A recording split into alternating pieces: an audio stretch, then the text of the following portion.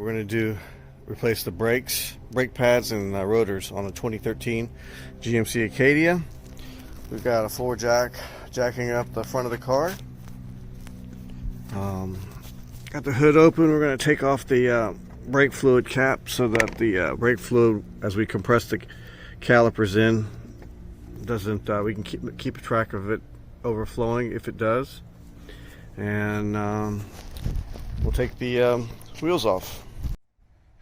All right, we're using a Harbor Freight Bauer electric impact wrench, and we're gonna go ahead and put it right on here and just remove the all the lug nuts.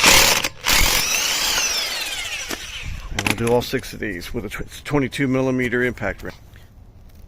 All right, that Bauer electric impact wrench took those 6 lug nuts off quite easily. So it exposes us the it's a dual piston caliper setup here, so we'll have to compress two pistons once we get the caliper. If you're just doing a brake pad job, all you have to do is just loosen up these 2 13 millimeter bolts. But since we're going to replace the rotors too, we'll have to actually take the whole caliper assembly off, and we're going to use 2 large wrenches. I think it's a 21 millimeter or a 13/16. Yeah, so we got a Harbor Freight Pittsburgh 13/16 wrench I'm going to be using right here. And remember, it's the bolt is on the opposite direction, on the opposite side, so we have to reverse our tightening rules and loosening rules. So since it's on the other side to loosen, we're going to go clockwise. So we're going to be using that. I'm going to use this pretty, I don't know how many pounds this hammer is, but maybe using this hammer to knock on this to break free these 2 caliper bolts and also the 13 millimeters. There is Loctite on these bolts, so we'll have to that's why we have to break them free. They're not easy to get off. So anyways, we'll proceed. Before we attack those the big caliper bolts, let's go ahead and get the remove the this floating caliper here off, because if we take the whole caliper assembly off, we won't be able to loosen these nuts. So let's go ahead and do that first. Likewise, same thing. It's opposite direction, so you're going to use a 13 millimeter wrench and loosen those. There's no Loctite on these bolts though. So we're going to go ahead and take these off. We're going to get a coat hanger and hang this up on the strut tower here, so that we don't put any strain or tension on the brake lines. So I'm using the Bauer 1882 electric impact wrench. It has over 1,000 foot-pounds of breakaway torque, so that's a lot more than typical cordless ones. So hence we got the plugged into the wall, but for the price, can't be beat for 1,000 foot-pounds of torque. We're going to be using Carquest ceramic brake pads. This is their gold, premium gold version, and they give you everything you need. Let's see here. We got clips in here, and the ceramic brake pads, and this is the wear sensor right here. It's going to go on the back side. And also, if you want to check to make sure you have enough, you can use a pair of dial calipers to measure the rotor for wear. And for a 2013 Acadia, or actually any of the Acadias, I believe, even back to 2007, the rotor thickness is minimum is 27.5 millimeters. So that's to let you know if it's time to replace or not. These particular ones are starting to warp. They're still over 27.5, but I noticed a little bit of shaking during braking, light braking. So I'm going to go ahead and replace these rotors while I'm at it. Okay, so I've got the 2 13 millimeter bolts off, and sometimes these will come off easy, sometimes not so much. So what I usually do is take a flat blade screwdriver and get it in here to pry it just back and forth and apply pressure so that these pistons get compressed slightly. And when they get compressed slightly, like right now, you can feel it. It's going to give a little bit of slack so that we can remove the caliper off of the rotor pads, and that should do it. So I'm going to go ahead and remove this. Should come right off now. So yeah, it does. I'm going to go ahead and take this off. We're going to mount it with the coat hanger wire and use this eyelet to hold it. Okay, you can see we go ahead and mount this onto the strut tower with a piece of coat hanger wire, and there's no tension on the brake line, so it should be nice and loose. And now we have access to a brake pads. If you're just doing a pad replacement, then you're going to just remove these pads and put these new clips in. But since we're doing a whole rotor replacement, I'm going to pop these pads out and then take this frame off, so the caliper frame, so that we can get to the rotor. So we'll just go ahead and pull these pads off and just pop right out. They have a one-way clip right here, but we're just going to go ahead and override that, and we'll just brute force here with a pair of screwdriver here, and pop out the old pads. There we go. There we go. And you can see the clips are kind of mangled, but there's new clips in the brake kit, so I don't care. So now the hardest part of this job is taking these two bolts off. We're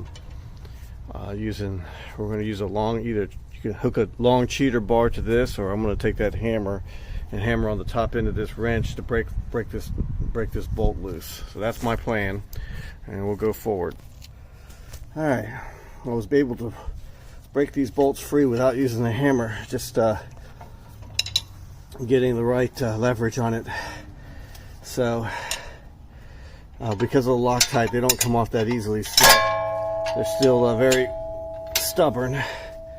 So it's going to take a lot of turns. You can probably switch to a ratchet here at this point, a 21mm socket if you got, and you can see we're going to go ahead and get this caliper rail off. So I'll be back in a sec.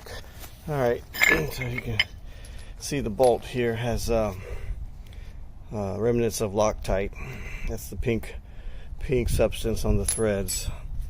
There should be a T30 Torx bolt on here too, but this is must have fallen off or something.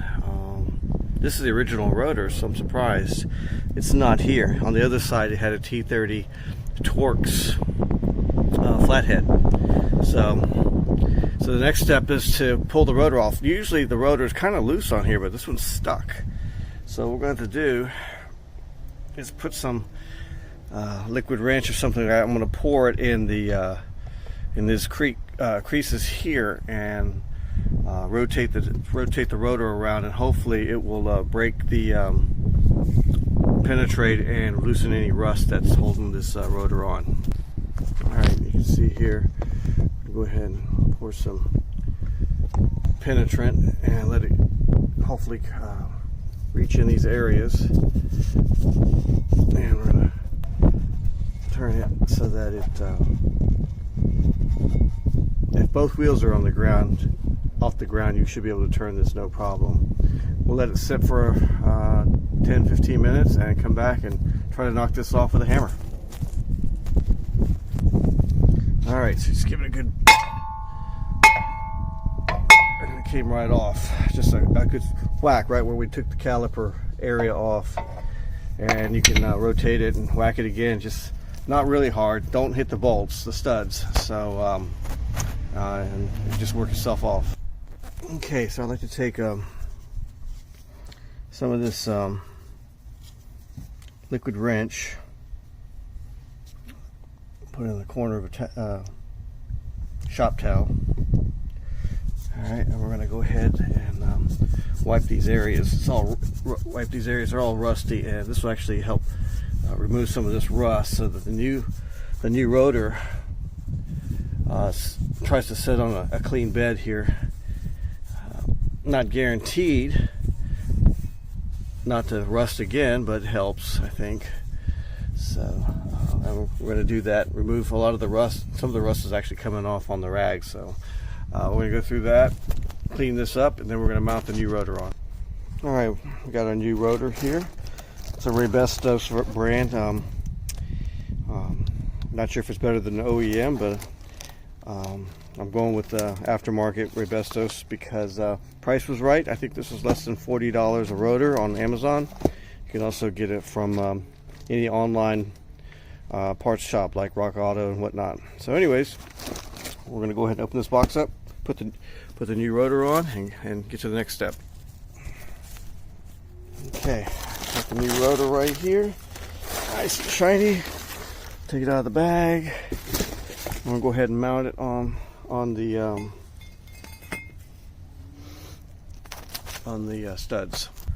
All right, if we had the T30 torque screw, we would have gone ahead and put it on here and threaded it down so it keeps this rotor flat against the studs. Otherwise, the bolts what truly holds the rotor on anyways. This is just something to keep it from getting loose during tire changes. Okay, let's go ahead and put we're going to change the brake pads out now. Alright, as you can see, we have a dual piston setup here. So I'm using one of these giant channel locks. And we're going to set it to the right channel lock width. And we're going to get in here and squeeze each piston. And at the same time, we're going to keep a look at our brake reservoir to make sure we don't have brake coming out of the reservoir as we squeeze each one. Sometimes if you push one piston in, the other one comes out, vice versa. We'll see how this one goes. On these, some twin pistons are better than others, so we'll see how that works. So we're going to go ahead and try that. I'll have to put the phone down because it needs two hands. Okay, we got one of the pistons pushed in already. Now we're going to push the lower one in, but we're going to go ahead and check the brake fluid reservoir to make sure it's not coming out, and you can see it's still well within the reservoir. So if it starts to come out, we'll have to take a plastic spoon and just scoop it out into a glass and throw it out. But right now we're okay. I'm going to push the lower piston, caliper piston now. If this one pops up, when I do that, I can always put a G-clamp or C-clamp, however you want to say it, around this piston to keep it while I press this other one in. But we're hoping that if I press the bottom one in, the upper one won't come out. They're in the same hydraulic system, so it's logical that it's going to try to push this one out, but we're going to go slow on the second one so that we can slowly keep it from pushing this upper piston out. Okay, we were able to successfully push both of them in. The upper one did not move, so that's good. And we checked up here, and we've got, you can see the brake fluid starting to come up to the top, but we're safe, so we're good with that. Okay, now we're going to go ahead and mount the new clips on here, mount the caliper frame back onto the to the upper strut or suspension mount here. So and that's what our next step is. Okay, we're going to remove the old springs off. They just pop right off. You pair a screwdriver if they don't come off, or heavy duty needle nose pliers, and then we'll put these new clips right back in just the way they came out. So, and we're going to mount this up next. Alright, we put the new clips in.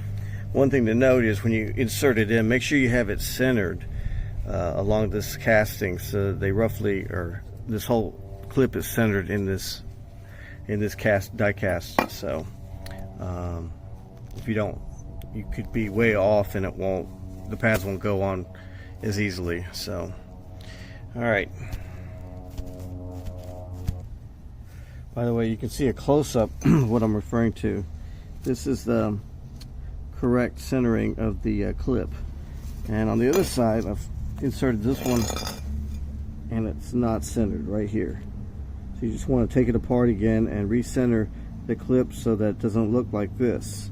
but rather look like this side.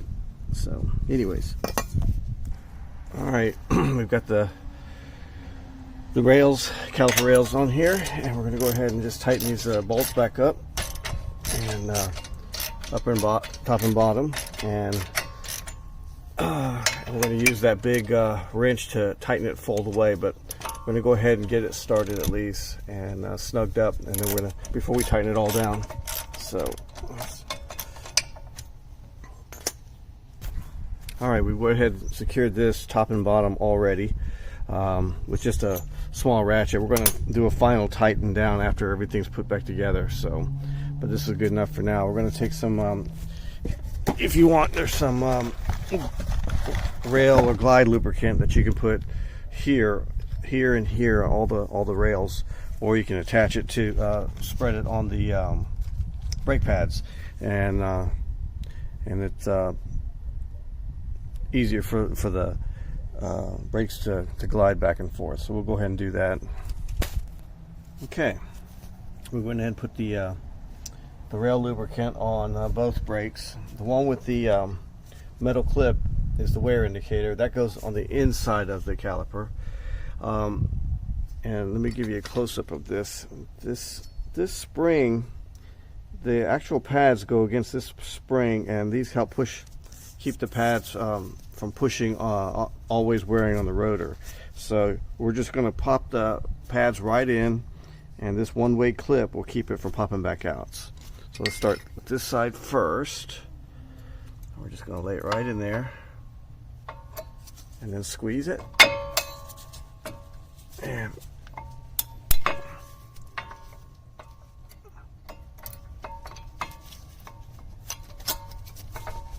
there we go. That's in there. And we're going to take this one, and we're going to do the same. I'm going to lay it right in there like this. Okay. Take the upper one. We'll push down. Okay. And squeeze it right in. And see, you can see how that spring works on both sides. So when you release the pressure on the hydraulics, it keeps the brake pads from excessively wearing on the rotor. Okay, we're going to now put the caliper back on with the pistons back on. Put the 13 millimeters back on. We've got everything ready to go. Get close. All right, this assembly went on pretty easily. We'll put our 13 millimeter bolts back on, and get it aligned first. There we go. And we're going to attach that top and bottom, and tighten it up, and then we're going to tighten up the main bolts, and that'll be close to the finish. All right, so we went ahead and tightened these up to about 60 foot-pounds, or medium, not super tight, because you don't want to break these bolts. They're only 13 millimeters. We're going to take our wrench here and tighten these up to probably, I would say probably 200 foot-pounds on the backside, top and bottom. I didn't put any more Loctite on them, probably should have, but